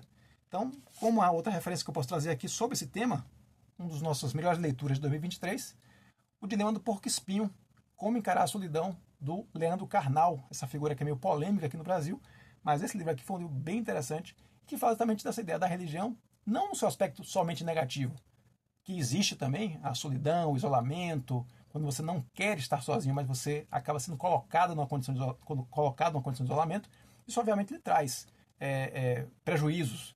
Mas você também pode encontrar no isolamento, e aí sim na solitude, um elemento de muita potencialização, de muita reflexão e de muito grande aprendizado e crescimento pessoal também. Se você encontra na solitude, se você encontra nesse estado de solidão, mas um estado de solidão positivo, que lhe permite crescer como ser humano, é um dos elementos que é trazido aqui por esse livro. Então, acho que fiz questão de trazer aqui na discussão e na análise do jovem Torres, onde a solidão é o deflagrador, é o gatilho para muitos problemas que vão acontecer aqui, porque ele vai acabar tendo que trocar a solidão por más amizades, né? Então isso é uma troca que muita gente, né, sabe aqui, quem está acompanhando já deve ter muitas experiências e muitos exemplos de como isso pode dar muito errado quando você acaba escolhendo maus amigos para não ficar sem nenhum amigo, né? Então a solidão, essa incapacidade de lidar com a solidão pode cobrar um preço muito caro na vida das pessoas. Então, seguindo adiante, vamos aí para algumas questões de leituras. É um outro ponto que ele vem trabalhando aqui. Então, nós tínhamos aqui o flashback dele com relação ao príncipe, a chegada do príncipe no internato, a saída do príncipe com esse rompimento que é traumático para ele. Esse trauma acaba gerando a necessidade de se conectar com esses outros amigos que, em outras circunstâncias, talvez nunca fossem amigos do Torres, né, porque era essa turma do fundão, essa turma da briga, do esporte, da malandragem, da brutalidade, da fisicalidade, muito diferente do que o Torres queria, né, do que o Torres tinha enquanto comportamento, ele como uma pessoa muito mais reflexiva, mas ele acaba se ligando a essas pessoas. Então, já temos aí esses dois elementos, o príncipe e esse novo ciclo de amizade deles. E um detalhe que chama atenção aqui também, que no texto, é sobre as leituras que eles faziam nessa época. Então ele cita aqui que eles liam Goethe, liam Schiller, liam Shakespeare. Então, grandes autores, né, autores de alto calão, autores que têm muito a contribuir na formação dessas pessoas. Porém, o que ele coloca aqui? Que essas leituras não tinham qualquer impacto sobre ele. Né? Não tinham qualquer... até ele usava ali para escrever textos, escrever poemas, mas assim que ele largava a pena, era como se tudo aquilo fosse lançado ao léu. Era como se tudo aquilo, inclusive o texto fala isso, não brotasse dele, não viesse dele. Então coloquei aqui dessa mesma forma, né, de que esses autores eram como estranhos habituais, cujas palavras transbordavam de dentro dele, mas nunca tocavam a sua alma. Então nunca chegavam ao âmago da alma do Torles. Apesar de que ele estava pleno, estava carregado, estava transbordando com aquelas palavras, com aqueles pensamentos. Mas nenhum daqueles pensamentos realmente alcançavam a sua interioridade, alcançavam a sua essência. Uma comparação aí, que é feito aí novamente, seguindo aqui na narrativa, ele compara, né, o narrador compara aqui essa atitude dos rapazes, né, desses novos amigos do Torres, que viam sempre que tinham coisa dos esportes, né, dos jogos, do esporte, dos contatos físicos, da fisicalidade. E eu faço aqui a seguinte comparação, o autor compara essa atitude dos rapazes com a natureza reflexiva do Torres, né, essa introspecção que ele tinha, que era muito característica dele. Então é como se fosse o esporte, ele tinha como se fosse uma possessão social dos corpos, uma possessão social, uma possessão coletiva dos corpos, dessa exterioridade.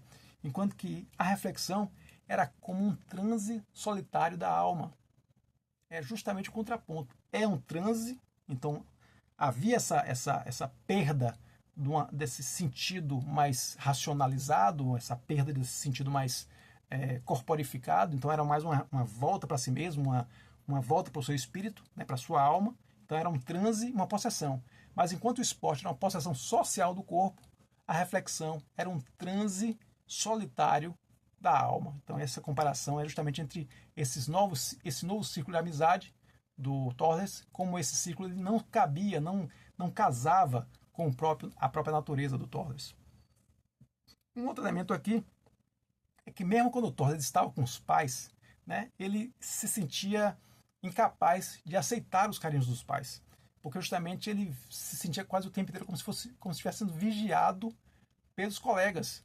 É como se os colegas fossem caçoar dele, porque ele estava se entregando aos carinhos dos pais, ao afeto dos pais. Então ele mesmo quando ele estava isolado, mesmo quando ele não tinha ninguém ao redor, só tinha ele e os pais, ainda assim ele não aceitava esse carinho, porque ele se sentia o tempo inteiro vigiado. Então isso me trouxe também duas referências aqui super clássicas, que eu não podia deixar de trazer, quando a gente fala de vigilância, dessa sensação de estar o tempo inteiro vigiado, né? Eu tenho aqui, talvez um dos estudos mais clássicos sobre isso, né, que nós temos, que é o Vigiar e Punir, do Michel Foucault, né, onde a gente tem aquela ideia do panóptico, né, do panóptico de Bentham. Então aquela estrutura que quem estava sendo vigiado não sabia se estava sendo vigiado. Então quem estava vigiando podia vigiar todos ao mesmo tempo, mas quem estava sendo vigiado não sabia, né, em que momento estava sendo vigiado. Então se você não sabe quando você está sendo vigiado, você sempre está sendo vigiado, você se sente sempre vigiado. Então era isso que o Toller sentia, isso que foi tão brilhantemente descrito aqui, tão brilhantemente analisado pelo Michel Foucault no Vigiar e Punir. Mais uma obra clássica, aí não de não ficção, mas de superficção, é esse aqui, obviamente, o 1984, do George Orwell, onde você tem também as teletelas, né? Aquele momento, aqueles olhos do grande irmão que estavam sempre lhe vigiando. Então esse era um outro elemento importante também dessa ideia da vigilância permanente, né? Então quando você está sempre sendo vigiado, você se sente que mesmo sozinho, você nunca está sozinho de fato. Então essas duas referências eu quis trazer porque assim que eu li essa parte, ele me imagina no quarto fechado, só com os pais, mas ainda assim ele não aceitava os carinhos dos pais, porque ele se sentia vigiado por aqueles que iriam caçoar dele, rir dele, quando dissesse, é o filhinho da mamãe. Então isso estava tão incrustado nele, estava tão presente nele, que ele não conseguia se entregar ali, mesmo no isolamento, ele não conseguia se entregar a esse sentimento seu interior, porque ele se sentia vigiado por aquela pressão social, né, permanente, onisciente, onipresente, onipotente, ali ao redor dele, no internato. Então, outros elementos interessantes, a torção sobre si mesmo é um elemento que aparece muito. Ele buscava caminhar para si mesmo, ele refletia sobre si mesmo. Então esse elemento da autorreflexão, ela aparece muito, como eu comentei aqui dos motivos das ideias forças, eles aparecem muito ao longo dessa primeira parte aqui do internato. O outro elemento interessante é quando eles estão retornando aí, né, deixaram a estação, estão voltando lá para o internato e houve a sineta do horário de retornar ao internato. E essa sineta tinha um peso terrível para o Torres, porque ele tinha essa sineta como se fosse uma derrota para ele. Era um sentido de morte, ele dava um sentido de morte para ele. Por quê? Porque a sineta demonstrava que mais um dia iria se acabar sem que aquela rotina fosse rompida. Então era como se fosse, eu coloquei aqui, a inércia do mesmo superava a vontade do novo. Então, ele não conseguia fazer o novo, ele não conseguia sair daquela rotina que para ele era terrível. Ele não se sentia bem ali, ele estava numa sensação de prisão, naquela coisa dos trilhos que eu comentava, né, da marionete, de alguém sem poder escolher seu próprio destino. Então ele sentia isso ali, e a sineta, cada dia que tocava aquela sineta, que demonstrava, né, que sinalizava que o dia estava acabando, era mais um dia onde ele não conseguia se libertar dessa rotina, dessa condição de marionete, dessa condição de alguém dominado por forças além da sua própria vontade. Então a sineta dava muito essa característica. Outro ponto importante é que ele, justamente nessa ideia da sineta, né, eu estou aqui contando a história enquanto ela vai se passando aqui, né, conectando, narrando, a partir desses pontos que eu estou me referindo, estou narrando a história como ela é contada aqui no texto. Então eles estão voltando da estação, ouve a sineta, e nesse momento que ele ouve essa sineta, que ele tem essa sensação de derrota, né, dessa coisa da inércia do mesmo vencer a vontade do novo, ele se pergunta, né, se ele não vai ter na vida dele uma experiência especial, se ele não terá experiências especiais na vida dele.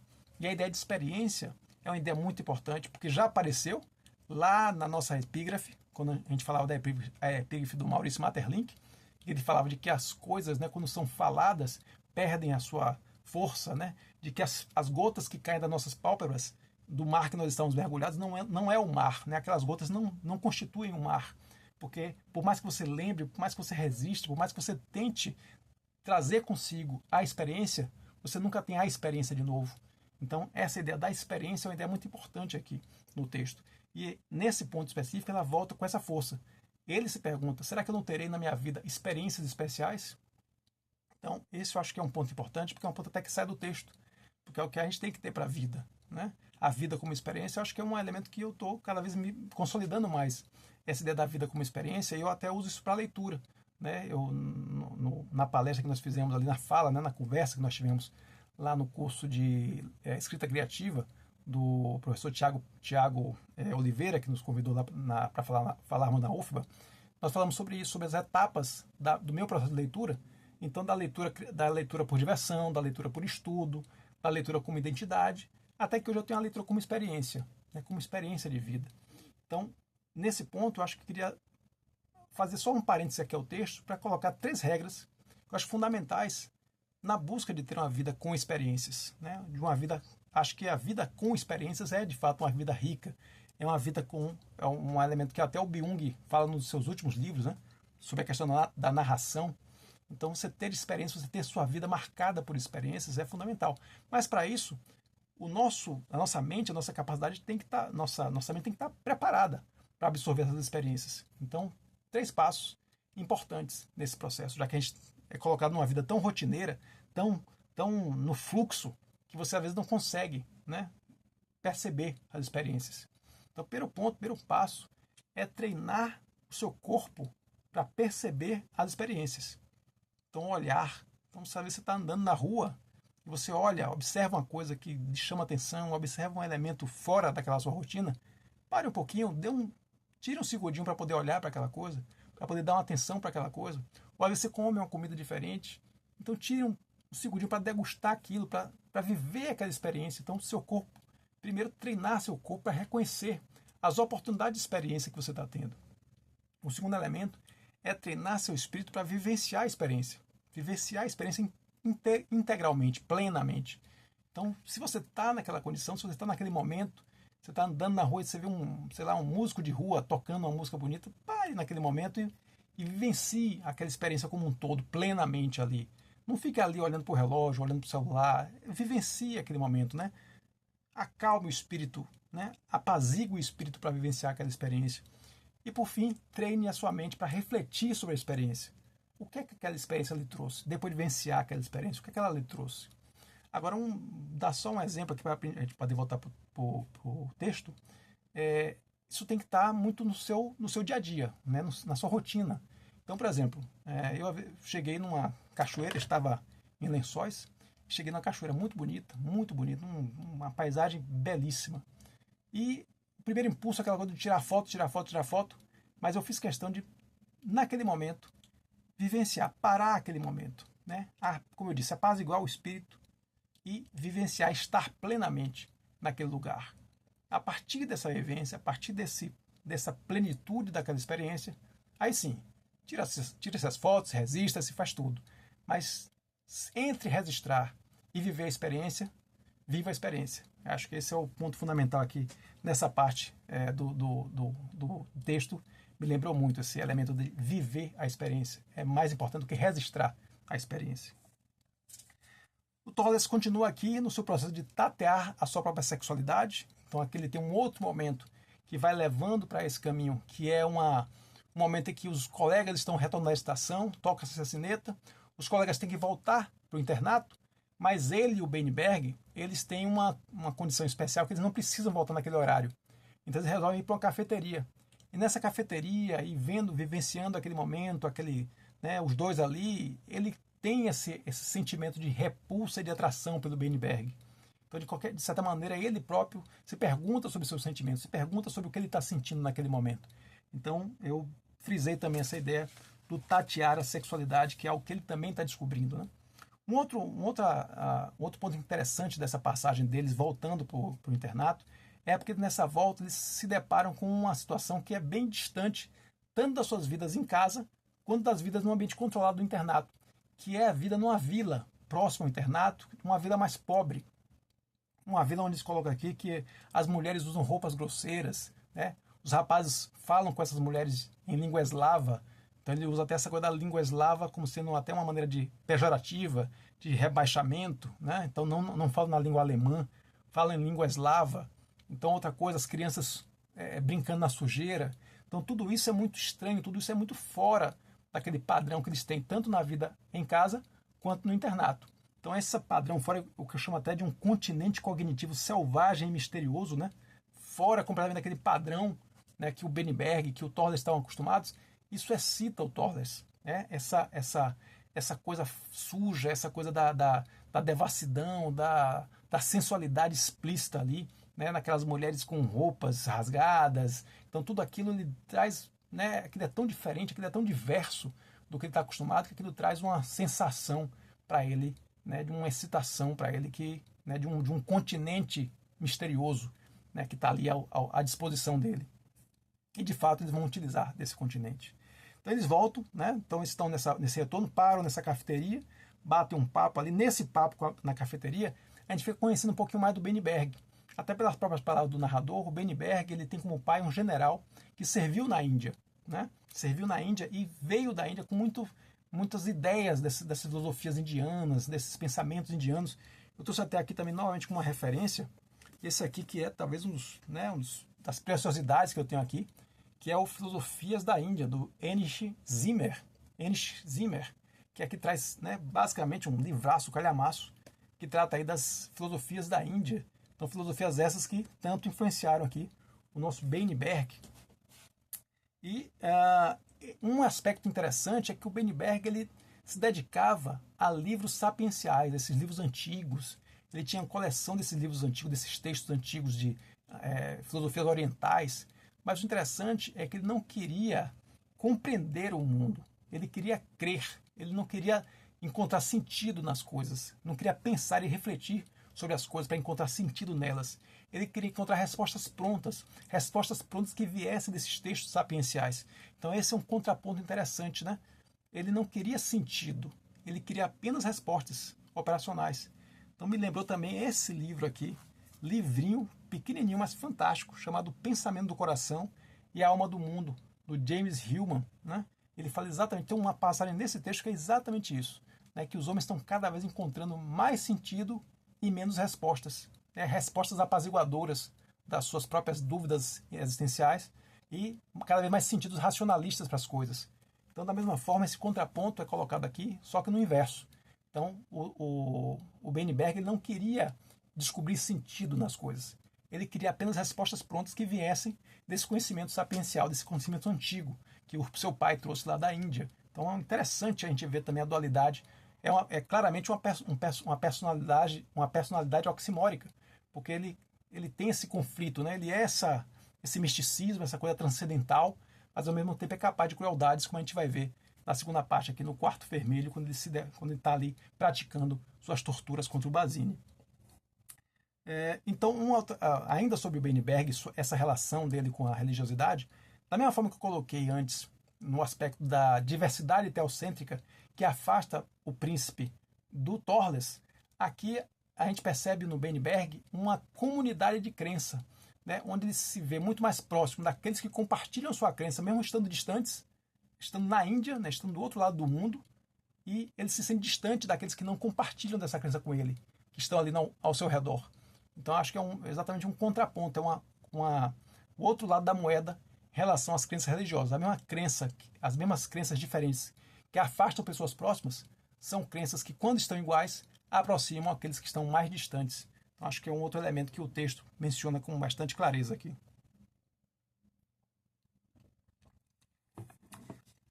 Bom, normalmente a gente já falou da questão da relação do Bernberg com o Thorles, dessa relação de repulso e atração.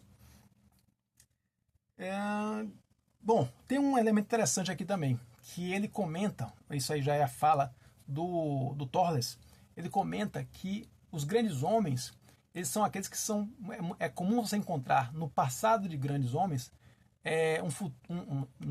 homens com futuro têm um passado com humilhações. Então ele tem um trecho que ele fala sobre isso. Isso, de alguma maneira, é uma previsão, é uma antevisão do que vai acontecer à frente quando a gente for para a parte 2 do livro, né? As humilhações que vão estar ali acontecendo com relação ao Basine. Mas isso também me lembrou dois ditados, né? Aquele que diz que mar calmo não faz bom marinheiro. Então essa ideia de que pessoas de sucesso tiveram passados traumáticos, passados que, né, eles tiveram que resistir a muitas coisas, né, negativas, mas ainda assim conseguir se colocar de maneira positiva em relação ao mundo, isso está muito bem constituído aí nessa ideia de que mar calmo não faz bom marinheiro. Então aquele que hoje se coloca como bom marinheiro é porque sim, enfrentou dificuldades, enfrentou barreiras ao longo da sua vida, e essas barreiras foram deixando mais resiliente, foram deixando mais capaz de vencer os desafios. Me lembra também outro ditado bem conhecido, que é aquele que diz que homens fortes criam tempos fáceis, mas tempos fáceis criam homens fortes criam tempos fáceis, mas tempos fáceis criam homens fracos.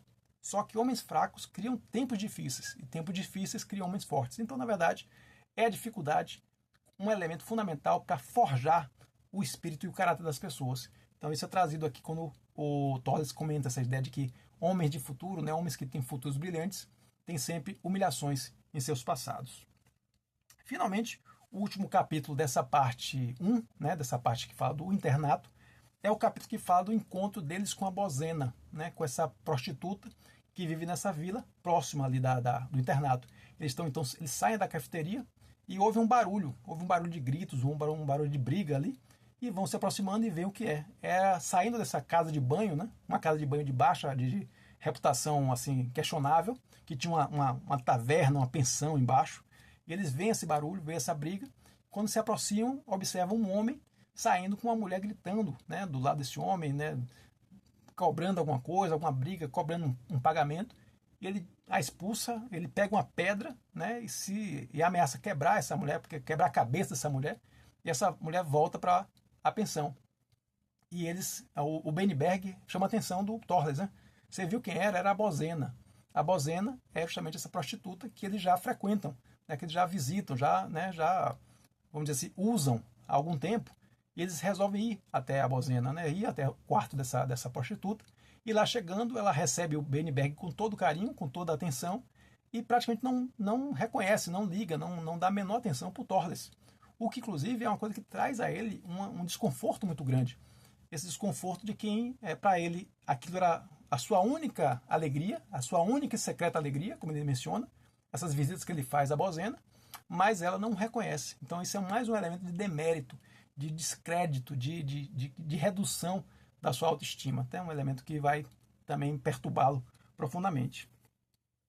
Então, um aspecto interessante dessa personagem Bozena é que, apesar de que ela está ali numa condição de extrema submissão e de extrema humilhação, né, naquela condição de ser usada pelos homens ali da vila, pelos meninos do internato, como ela faz questão de frisar, né, que ela até prefere atender os meninos do internato, deixa até ela mais orgulhosa do que atender os homens da vila, porque ela era uma pessoa que era da vila e que saiu para a cidade. Foi para a cidade, foi ser camareira, vivenciou a cidade, mas acabou sendo enxotada de volta para a vila. Então essa volta humilhada para a vila, de certa maneira, não deixou de dar a ela um certo crédito, um certo nome, porque ela, diferentemente das outras mulheres da vila, que somente ficaram ali, né, nasceram e morreram ali, ela pelo menos havia visto o mundo. Então isso é uma expressão interessante que é colocada também no texto aqui. Ela viu o mundo. Então ela voltou para a vila, mas ela pelo menos foi uma das que viu o mundo, né? Não ficou somente fechada, isolada ali. Então mesmo os homens, quando, né, falavam mal dela e a humilhavam, mas no fundo, mesmo que não reconhecessem, tinha uma pontinha de orgulho por aquela filha da vila que viu o mundo, mas que voltou em, né, numa condição super ruim, mas ainda assim, né, pelo menos viu mais do que eles próprios viram. Então ela tem essa condição humilhada, mas com esse caráter aí, esse diferencial, vamos dizer assim, de alguém que pelo menos saiu daquela vidinha tacanha da vida que ela é colocada. Uma coisa interessante também, que ela coloca aí pela própria relação, né, esse sentimento que de alguma maneira o Toles nutria em relação a Bozena, ele coloca que, na verdade, esse primeiro amor que a pessoa sente não é essa primeira paixão adolescente, né, que ele coloca, não é o amor por uma pessoa, mas um ódio por todas as outras, né? Esse é um ponto muito forte desse texto, um dos últimos pontos aqui desse capítulo 3, nessa parte final, dessa parte 1 do internato, onde ele fala essa condição do amor, que ele tem uma visão muito negativa do amor, né? Esse amor carnal, esse amor de homem e mulher, é visto de uma maneira muito negativa por ele, né? Como sendo muito mais um ato de vingança contra o mundo, você se unir a uma pessoa, do que o amor por aquela pessoa, né? Então isso demonstra também, de certa maneira, esse esvaziamento sentimental que o Torres vem vivenciando aí nesse processo no internato. Ele tem aqui um último elemento que eu acho fundamental, que é a descrição que ele faz do quarto. No momento que ele está no quarto ali com o Beniberg e com a Bozena, ele está ali, o quarto é super descrito, né? O fogareiro, as paredes, o colchão sujo, né? Tudo ali é descrito de maneira muito intensa, e essa intensidade da descrição daquele ambiente fechado vai dando uma sensação claustrofóbica. Mas o que me dá a entender dessa sensação que ele tem, dessa sensação de esmagamento, de sufocamento que ele tem, é muito mais o claustrofóbico de quando nós não estamos no lugar que nós não pertencemos. Essa ideia de não pertencer àquele lugar torna aquele lugar claustrofóbico. É como você está, aqui ele está mencionando um quartinho, numa pensão de péssima qualidade, mas mesmo quando você está numa festa, ou até num lugar, né, que tem todas as condições de conforto, mas se você não se sente à vontade ali, se você não se sente pertencente àquele lugar, ele também vai lhe dar algum nível de sensação de claustrofobia. Então muito mais uma claustrofobia social do que uma claustrofobia física, né, do ambiente em si, do fechamento em si. Mas ele observa que ele tem um único ponto dentro daquele quarto que ele consegue respirar, que ele consegue se sentir bem. É quando ele olha por uma claraboia e ele vê o céu. Quando ele vê o céu, ele tem uma sensação de alívio. E isso também me lembrou uma experiência pessoal, que é a ideia essa conexão que o homem tem com a imensidão. Né? A gente tem, a gente constrói casas, a gente constrói apartamentos, a gente constrói edifícios, mas o homem tem um desejo, o espírito humano tem um desejo pela imensidão, pela amplitude.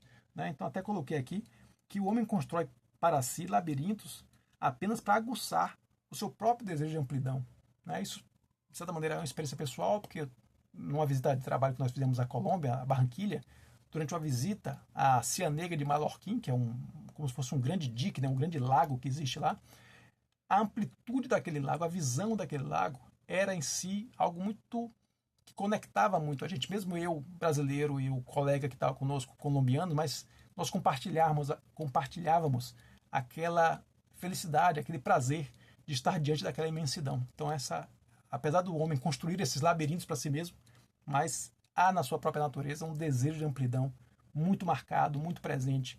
E, de certa maneira, eu vi isso aqui nessa descrição que o Toles faz. Né? Que ele está ali sentindo naquele quarto super fechado, super claustrofóbico, mas quando ele olha essa fresta na parede, quando ele olha essa clarabóia, que ele consegue ver o céu, ele se sente aliviado. Então é esse desejo de amplidão que não se apaga dentro dele, porque isso é característico aí do ser humano. E para finalizar essa primeira parte, a Bozena, então, finalmente nota o Torres muito calado, muito macambúzio ali no lado.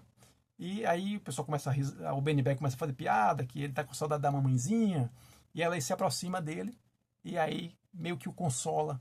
E tem uma frase que ela fala, né, uma frase perfeita que fecha essa parte 1, essa parte do internato, que ela fala: mesmo as pessoas finas também são feitas de carne e sangue. E ela se aproxima e ela beija o Torles. E aí finaliza essa primeira parte, que é o internato. Então, gente, essa aí foi a nossa análise esmiuçada, detalhada, no detalhe, né, na nossa lupa do Lippe, que nós colocamos aí na primeira parte desse romance fantástico chamado O Jovem Torles. Então se preparem, porque o outro vídeo, nossa parte 2, onde a gente vai se debruçar sobre o quarto vermelho, vai nessa mesma linha, o detalhe do detalhe do detalhe. É isso, gente. Espero que vocês tenham gostado. Estamos aí com um vídeo longuíssimo. Acho que batemos o recorde dos recordes aqui no nosso canal. Mas eu queria fazer realmente um vídeo com muita atenção, com muita calma, com muito detalhe.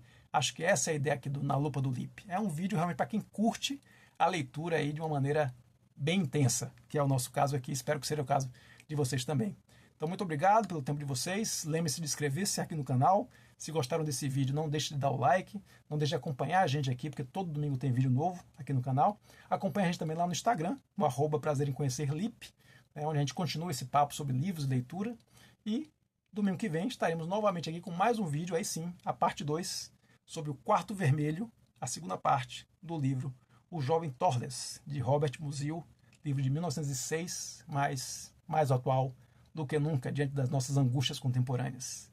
É isso, gente. Obrigado pelo tempo de vocês. E lembre-se, a busca nos une. Um abraço.